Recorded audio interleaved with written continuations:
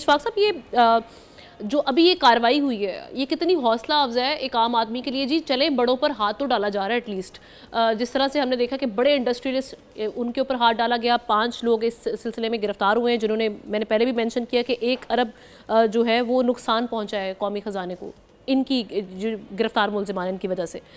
अब इन गिरफ्तारियों से कोई खौफ पैदा होगा एलीट्स में, और क्या हम देखेंगे कि आगे मामला बेहतर होंगे? देखिए, अशराफिया का भी कोई मसला नहीं है, आम आदमी का भी कोई मसला नहीं है। जो टैक्स रिटर्न आए हैं आम आदमियों के, वो प्रॉपर्टी के टैक्सों से बचने के लिए या गाड़ियां लेने के लिए या फॉरेन ट्रैवलिंग के लिए आते हैं, और वो जीरो फाइल कर देते हैं, कोई पूछने वाला नहीं होता। और इतने रिटर्न की ऑडिट कैपेसिटी एफबीआर के पास मौजूद नहीं है, अनलेस के आप आर्टिफिशियल इंटेलिजेंस के थ्रू या आप रिटर्न को मास्किंग के थ्रू, एआई के थ्रू आप करेंगे।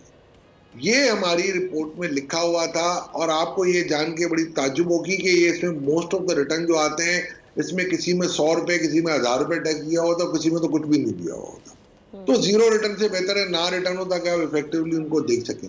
दूसरी जानिब, जैसे मैंने आपको पहले भी कहा कि हमने एमनेस्टियां डिक्लेयर की। देखिए, उस ओरिजिनल एमनेस्टी के खद्दो खाल में ये था कि जिनके पास फॉरेन एसेट्स, हमने ओईसीडी के एग्रीमेंट साइन किए थे 2015 में, और 17 में हमारा इन्फोर्स होना था। अब उसी वक्त जब हम एमनेस्टी लाने वाले थे, या 16 में किया और 18 में होने वाला था, we were the original signatory और 104 कंट्री थे, मेरा ख्याल है 16 में हमने किया था, और ये 18 से हमें इंफॉर्मेशन आनी थी।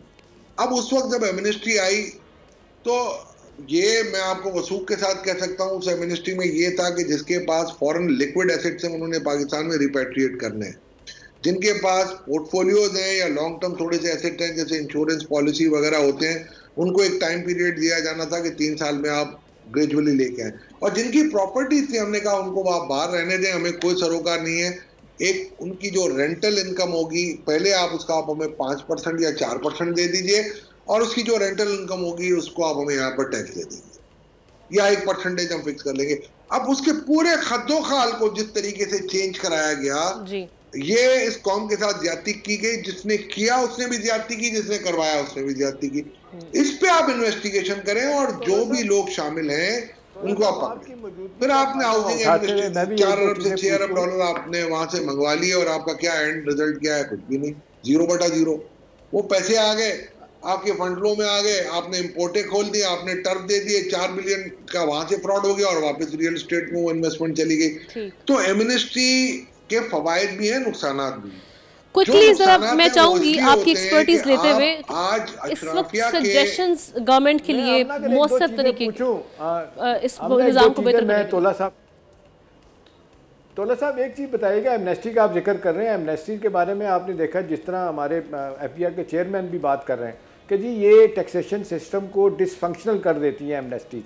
तो मेरा सवाल आपसे है कि आप ओवर द ईयर्स आप देख लें, 4वीं 5वीं पिछले चंद सालों में एमनेस्टी आई है, इतना पैसा कलेक्ट नहीं हुआ जितना लोगों को फ़ायदा पहुंचाया गया। तो मेरा आपसे सवाल है, आप बड़े माहिर हैं टैक्स से, आप बड़े अच्छे मशवरे भी देते हैं, आपको क्या लगता है कि ये कोई पॉलिटिकल मसला है कि इसकी वजह से देने पड़ते हैं, आपको हुकूमतों की मजबूरी होती है? आपके ख्याल में ये amnesty once and for all एक दफ़ा दे के पैसा इकट्ठा करें और फिर आइंदा बंद कर दें इसको? जी